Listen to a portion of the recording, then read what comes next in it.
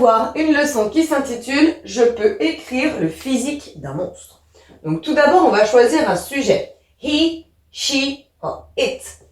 Puis, je vais déterminer un verbe, soit is, soit has, donc être ou avoir.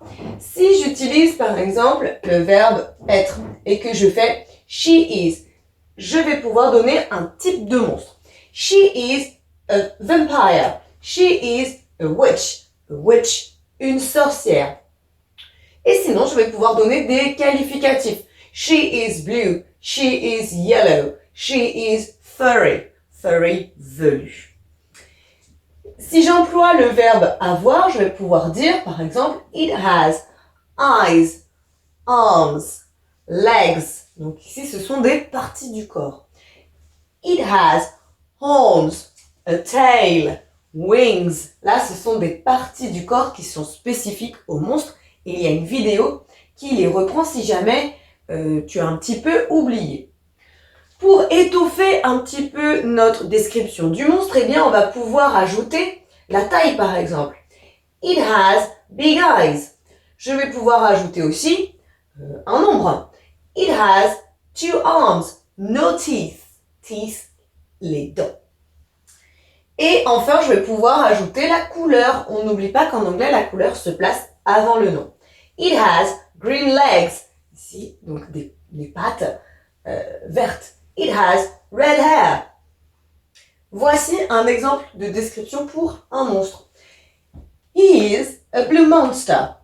He has small eyes, 2 long arms, and yellow horns. Let's practice now. J'ai dessiné au tableau un monstre. Certes, mes qualités de dessin ne sont pas exceptionnelles, mais j'ai fait de mon mieux. Et du coup, ici, j'ai mis une description, un trou. Donc, il va te falloir remplir avec les mots for, green, and enormous, big, horns et eyes.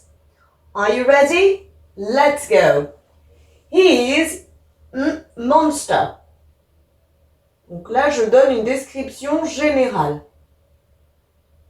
He is an enormous monster. C'est un monstre énorme. He has 3. Qu'est-ce qu'il a par 3? 3 eyes. 3 eyes. And mouth. And a big mouth. He has arms. He has 4 arms and 2 legs, 2 green legs, and 2 green legs. To finish, he has brown horns. Voilà, et bien tu peux t'entraîner toi aussi à dessiner des monstres et à essayer de les décrire ou bien décrire des monstres qui existent déjà, comme Dracula par exemple. I hope it's easier for you now. J'espère que c'est quand même plus facile. See you later, bye. Maintenant que tu as tout compris, entraîne-toi en faisant les exercices ci-dessous.